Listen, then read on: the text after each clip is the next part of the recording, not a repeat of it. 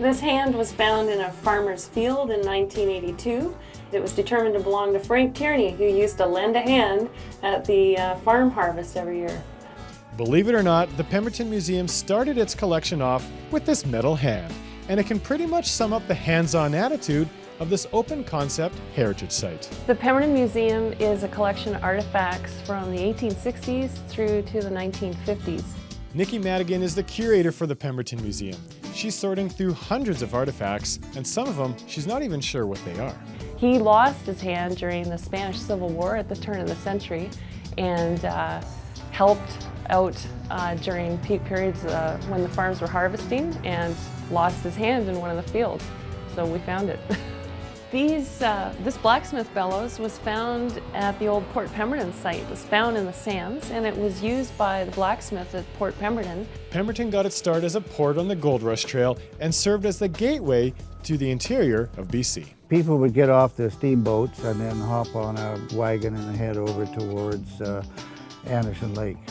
This house was built in 1894 by William Morgan Miller, who walked here from Vancouver, felled the trees on his lot, and built this house with hand tools. We're really fortunate to have an artifact like that on site because it's one of the last houses in the valley of that era. Along with several heritage houses, the museum's also built this one-room schoolhouse. And if you want to come down and take a trip through time, you'll learn to appreciate just how isolated and small Pemberton used to be. Understanding the trials and tribulations that the pioneers dealt with in this area, I just found the history fascinating, and I still do, so that's why I love working here.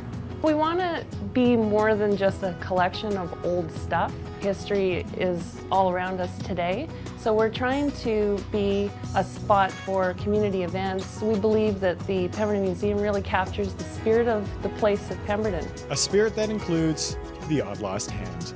In Pemberton, I'm Jacob Gish for The Express.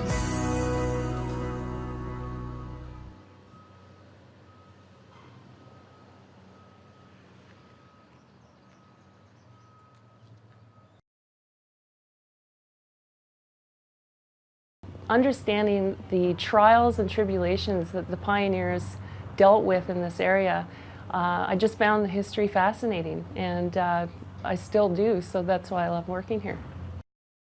People would get off the steamboats and then hop on a wagon and head over towards Anderson Lake.